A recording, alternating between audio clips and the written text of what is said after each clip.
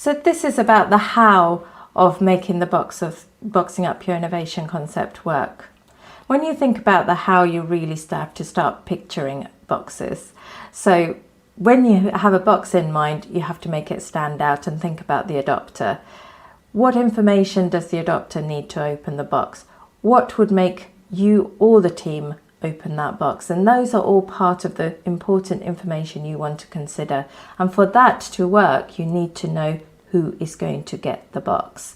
These types of thinking will help you initiate the piece of work that will make this successful for the adopter. So when you actually receive a box, you start with the outside, don't you? You have something that's looking at you on the top of the box, on the side of the box, and maybe we'll just start with the top. So you have the title and the description. This is where your innovation starts to come alive. So you keep that short, concise, and it has to speak to that user, to the person who is going to pick up that box. And that takes a lot of practice, but it's well worth paying a lot of attention to. And then you think about what goes on the side.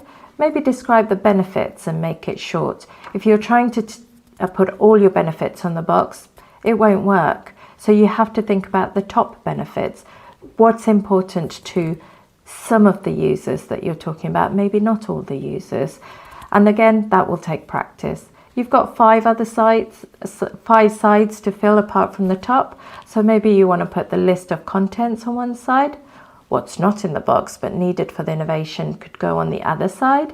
And testimonials from other users and from patients or service users. Those are all important parts of the jigsaw for an adopter, and you could use the sides of the box to be able to give that information over to the adopter.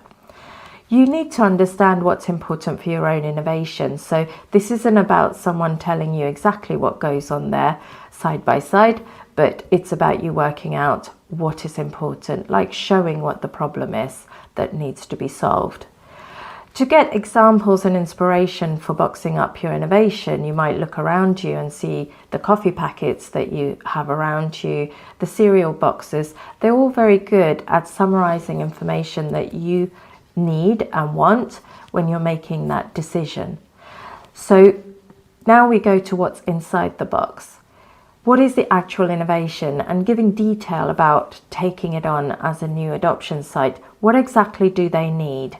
And this type of information is really important to think through as you're actually innovating or applying this in your own setting, and then you'll be able to help others take it forward. What goes in the box will depend on what is needed to make it work. And this will differ based on the complexity and also the level of adaptation that needs to be made at the adoption site.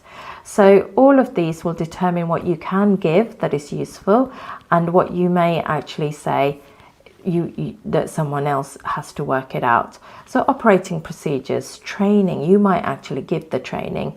You might give the referral pathways information, criteria for eligibility, working patterns, all these types of information that a health and care organisation needs to consider when they are taking on an innovation. Equally, what's not in the box, what's left out is really important. Like the batteries excluded type of mark you get on your packaging, that's what you're thinking about.